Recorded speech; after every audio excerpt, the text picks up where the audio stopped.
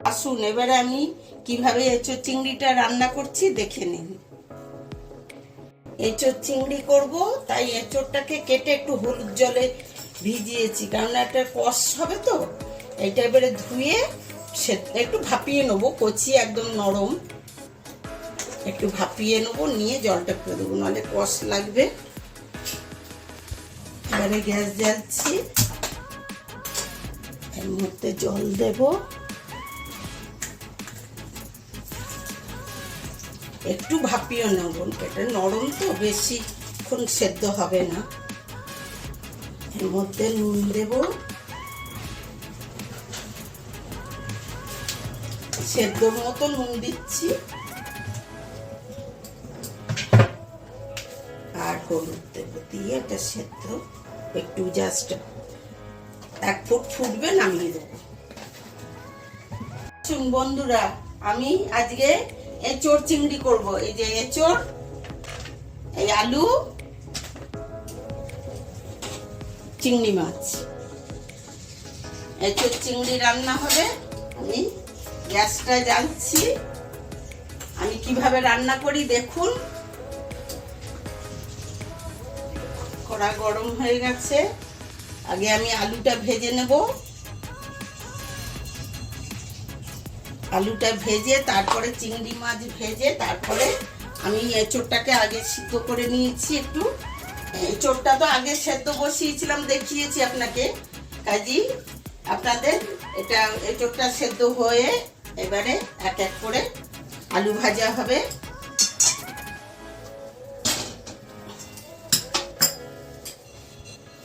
দেখুন তেল গরম হয়ে গেছে, এবার আলু ছাড়ছি।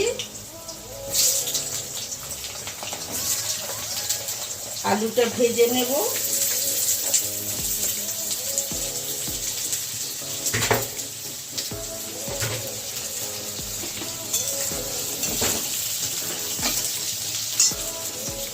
আলুর মধ্যে একটু হলুদ দিয়ে দিলাম,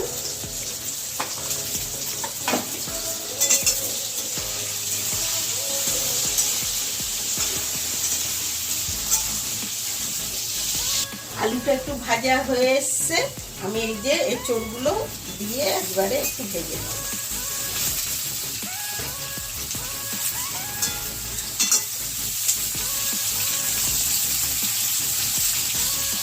একটু ভেজে নিলে সেদ্ধ সেদ্ধ গন্ধটা লাগবে না।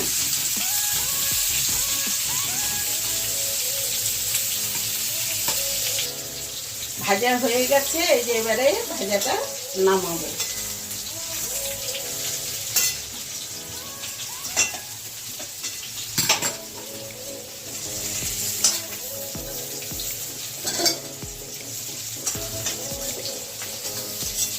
এই যে এবারে চিংড়ি মাছ এগুলো ভেজে নেব।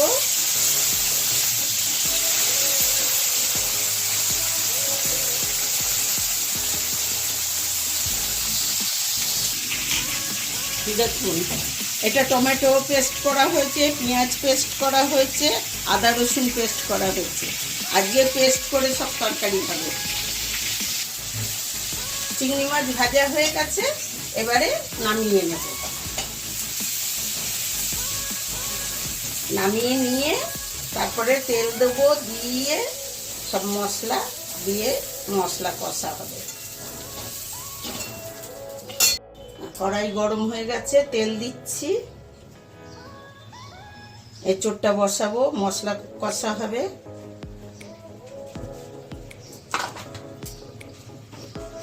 তেলটা গরম হলে একে একে মশলা দেবো। এবারে তেল গরম হয়ে গেছে, তেজপাতা দিলাম, এবারে পেঁয়াজের পেস্টটা দিলাম,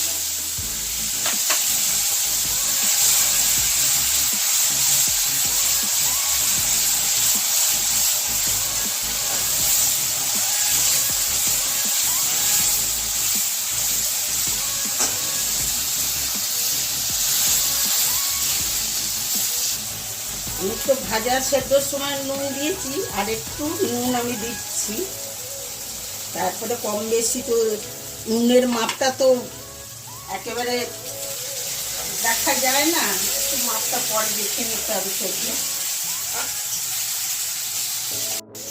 পেঁয়াজটা ভাজা ভাজা এই যে হয়েছে, এবারে আদা বাটা দেবো। আদা আর রসুন একসঙ্গে পেস্ট করা আছে।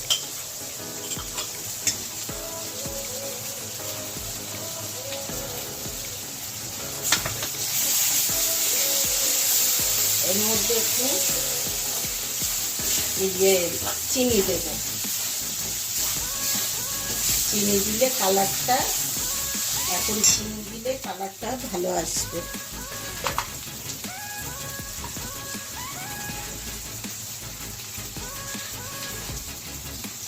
এই 1 চামচের মতো চিনি দিলাম। আমরা একটু চিনি কম খাই, অনেক যারা যেমন কেউ বেশি খেলে তারা বেশি দেবে, যারা একদম মিডিয়াম খায় তাদের পক্ষে আমি যে চিনিটা দিলাম ঠিক হবে।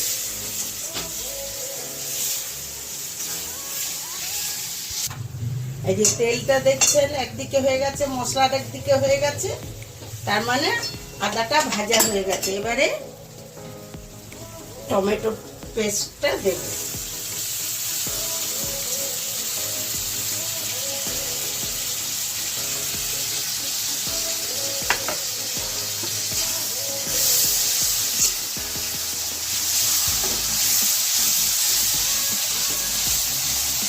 এর মধ্যে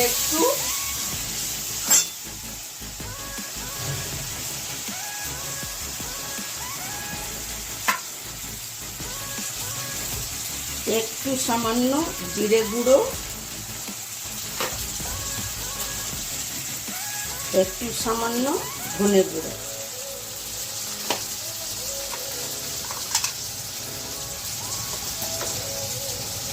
এক চামচ হলুদ, 1 চামচ লঙ্কা।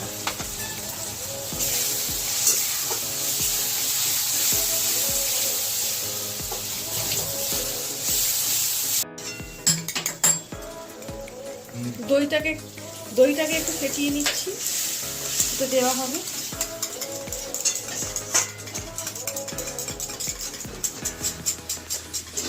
ফেটানো হয়ে গেছে, দইটা এবারে দেওয়া হচ্ছে। বাটিটা একটু ধুয়ে দাও। মশলাটা কষা হয়ে গেছে, এবারে এইগুলো দেব। এঁচোড়, চিংড়ি, আলু সব ভেজে দিয়ে রেখেছি, সেটা দিয়ে একটু কষে নেবো, নিয়ে জল দেবো।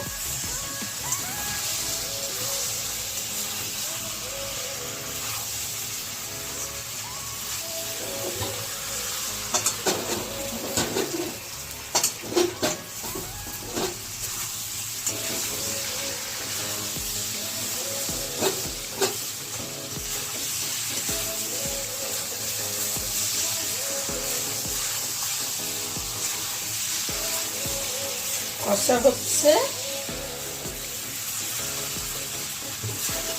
রং দেখছেন,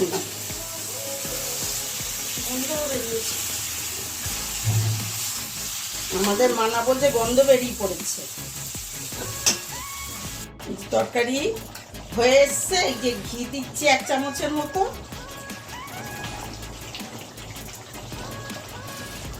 তরকারি নামাবো।